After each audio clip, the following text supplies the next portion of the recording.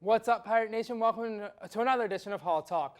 What can we say? March Madness is back, and the madness has not let down so far throughout the round of 64. What team will our experts take to go to the Final Four, and who can make a possible run in the tournament?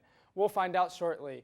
But first, this past Sunday, Seton Hall was named to a 9 seed in the South region as they will travel to Greensville, South Carolina to take on the team out of the SEC, Arkansas.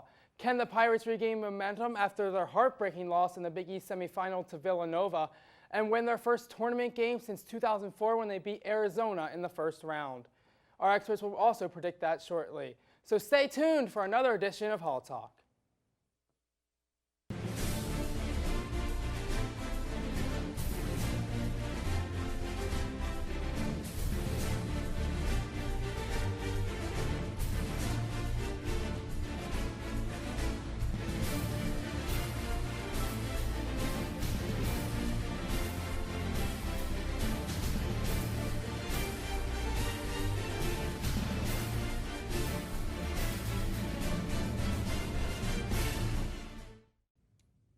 And welcome back to the show. Now it's time for me to introduce my panel for this evening. Matt Ambrose, Matt Lamb, thanks for joining me, guys. Oh, thanks. Good beer. And guys, we'll get right into a lot of information. We'll start with Seton Hall men's basketball. This past Sunday, they draw a 9 seed in the South region, so they'll travel to Greensville, South Carolina to draw an SEC opponent in Arkansas. Your thoughts when you first saw the matchup? They don't do it very often, but they can attack. Arkansas can from behind the three-point arc. Their leading scorer, Dusty Hannah, is at 14.6 points per game.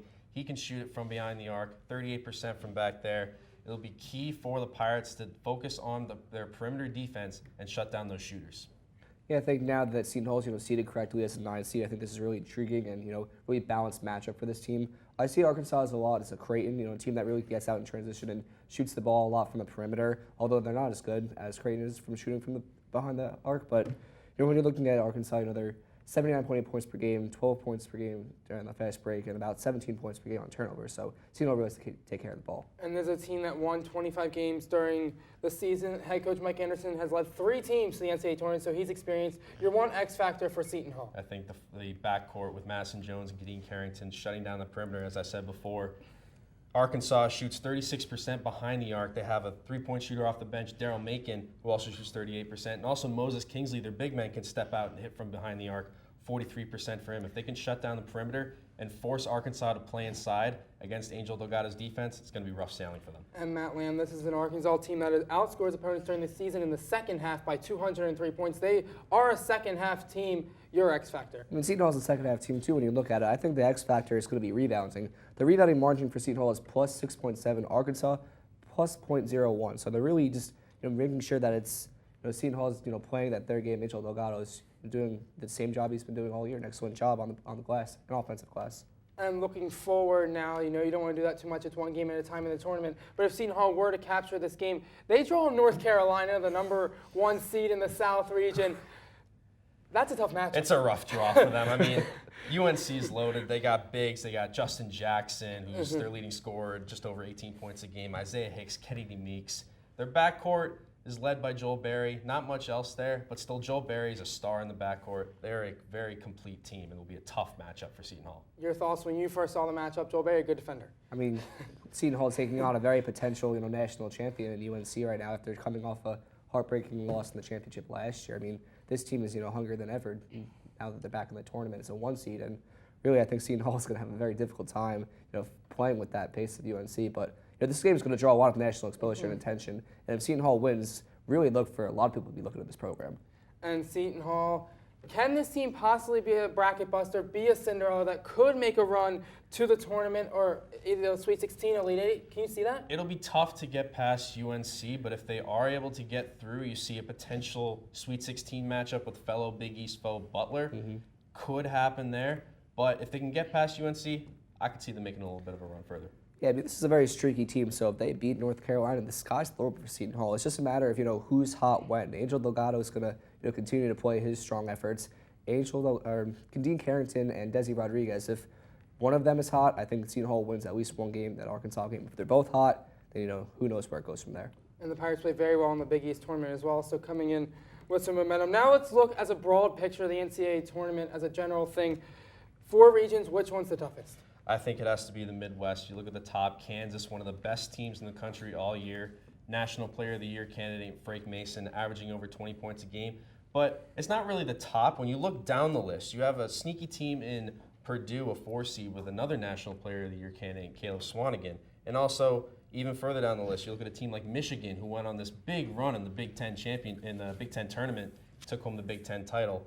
When you look down the list, even Iowa State, a fellow Big 12 foe for Kansas, you look further down the seeding in that region, there's some tough matchups. I mean, I still think the Seton Hall's region in the South is the most difficult to really get through in order to get to the Final Four. You know, your number 1 seed is North Carolina, number 2 seed Kentucky, 3 UCLA, 4 Butler, and Wichita State at a 10 seed. I think they're vastly underseeded. That team from the Missouri Valley Conference is excellent. I think that's going to be such a difficult matchup if Wichita State and Kentucky are to face off. And you know, any one of those teams really has a chance to make it to the Final Four. I am picking a different region. I think the South region has to be the toughest. Villanova, you have the defending champion, 2 seed Duke, who's coming in winning the ACC tournament. Baylor, up and down, but you have teams like SMU, Florida, and Virginia that could also make a run. Previewing the tournament, continue to preview the tournament. The last 4 years, a 7 seed or higher has made it to the Final Four. We saw Syracuse do it last year, Michigan State the year before, in Connecticut. They won it all in 2014 as a 7 seed, with Kentucky getting there as well as an 8 seed. If you had to pick one team that was possibly a Cinderella, or you can even call them a bracket buster, what team could break people's bracket and get to the Final Four? You just touched on it. They were underseeded. Wichita State as a 10 seed. They are an extremely balanced team, and I know a lot of people aren't looking at them because the Missouri Valley Conference was not that good this year. It was really them and Illinois State who ended up missing the tournament. But Wichita State is very balanced. They're in top 20 in both offensive and defensive efficiency. They hold their opponents to just over 62 points a game. They shoot 40% from deep. They can attack inside, grab rebounds, one of the best rebounding teams in the country. They are absolutely a team to look out for. In a tough South region where they have to go through the likes of Kentucky and UCLA to get to that Final Four and perhaps UNC. Yeah, I particularly don't think that Wichita State is really going to make it as far as you think they do. I think that SMU. I'm high on that. I like them a lot. I don't really see a 7 seed or lower getting into the Final Four, but I think that SMU, a 6 seed out of the East region, is really going to be an intriguing, team that might really potentially bust some brackets, because in that East region, Villanova's the 1 seed and Duke's the number 2 seed, and it's a potential matchup with SMU and Duke. SMU, really don't look past these ponies. They're a really good team. 30 wins. I'm picking a team that got in for the first time. I think Northwestern could possibly make a run. A good team out of the Big Ten led by Bryant McIntosh. He's amazing at the point guard position. Point guards are important during the tournament. I think the 8 seed could possibly make a run. Now let's go to the top heavy bracket, the 1 seeds. Tend to get upset sometimes. We have some 1 seeds who obviously had a successful regular season and have been 1 seeds before they have the experience. Your 1 seed that falls first. I think it's Kansas. I mean, they're a team that I feel like consistently we expect a lot out of them, and they end up disappointing us. And I mean, they have Frank Mason, they have Josh Jackson, who's a top NBA prospect. But I think where they lack is down low in the post. I don't think they have a lot down there, and I think they could fall into some trap games in their region. I mean, they're with Iowa State and teams like that they may take for granted, and in the end could get them. I mean, Gonzaga is always that team that has such high expectations going into the tournament. They performed extremely well last year, but there's so many seasons where they a top 2, top 3 seed, and they fall in the round of 32 or the Sweet 16, and they may be prone to that again against Northwestern. Villanova's had that same sort of thing, and obviously they did win the national championship last year, but there's again so many seasons where they've been expected to go much farther than they actually have. So if they're to play Wisconsin or Virginia Tech, that could be an intriguing matchup. I'm liking Gonzaga to fall as well. Actually, I think Northwestern will beat Gonzaga in the second round. They both moved on. Now, moving forward, still talking about upsets. An upset in the round of 64 that you're seeing that's glaring off the paper. It's seed-wise not much of an upset, but these two teams, I'm looking at South Carolina and Marquette, a 7-10 matchup. They're pretty much polar opposites. South Carolina, an elite defensive team. Marquette, as we saw throughout the Big East schedule, elite on offense. The best three-point shooting team in the country. And we saw South Carolina at Madison Square Garden earlier this year. I think those teams will duke it out. Marquette will come out on top, I think. And given their shooting touch, they'll give Duke a run for their money in the round of 32. I want to go out west to the Golden One Arena in Sacramento, that West region game.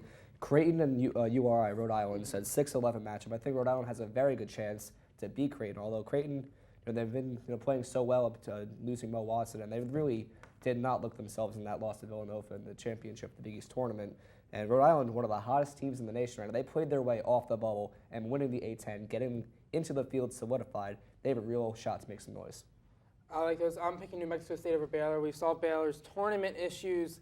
Last year, they got upset by Yale as a 5-12 matchup. Ian Baker leads New Mexico State in scoring, a player to watch out for. Eli Chuha, also a double-double machine for New Mexico State. I think it's a tough matchup for Baylor. Now, every year people fill out their brackets. They want to know who to pick for the Final Four. So, Matt Ambrose, we'll start with you. Give us your Final Four and who takes home the title. I think out of the East, you got to get Villanova, the defending champions, coming out of there. A tough battle with Duke in the East Regional. I think Villanova takes that. Arizona as well will take down Gonzaga. And then Kansas and North Carolina will round out my Final Four. And then in the national championship, I'll have a rematch of last year's game, Villanova and North Carolina. But the Tar Heels are going to get revenge. They'll cut down the nets. I think the Final Four see a lot of rivalries when you're getting into the bulk of things. Coming out of the right side of the bracket, you have Louisville and Kentucky for me. I think those are going to be two teams that really make a lot of noise, and as well as Arizona and Duke. And then in my national championship, I have Duke and Kentucky rematch of that East Regional game back in 1992 where Christian Laettner made that legendary shot. I think Kentucky's going to beat Duke, though. Luke Kennard's one of the hottest players in the nation right now for the Blue Devils. But for Kentucky, Malik Monk and De'Aaron Fox are special players. All right, my Final Four is very similar to both yours. I do like Louisville out of the Midwest region. I think defensively, if they can play in their big men, can step up to the challenge and be consistent all tournament. They're a team to watch out for. I think they beat Kansas in the Elite Eight. I also like Arizona to come out. Pac-12 team there. North Carolina, their big men, very impressive. Probably, obviously, one of the favorites to win it all. And then I do like Villanova to come out, but I want to watch Virginia in that Sweet 16 matchup they played earlier this regular season. It was a close game. I think Virginia could possibly beat them, but if they get past that, I think it's all sailing to the Final Four. And I like Arizona and North Carolina to meet in the championship game, and I like Arizona to take it all. So, guys, any final thoughts on the tournament? It's going to be a good one. It's been good so far. Waiting for more. It's always one of the best times of the year in sports. Yeah, any team, any player has a chance to get some national attention, really make a name for themselves. And hey, Alonzo Trier could continue to build what he's been doing in Arizona. Take the national championship at home in Arizona too. And the storylines are always compelling. We hope you tune in to March Madness and watch all the madness go down. And tune in next time to Hall Talk. For my panelists, Matt Ambrose, Matt Lamb, thank you guys for joining me. We will see you next time on Hall Talk.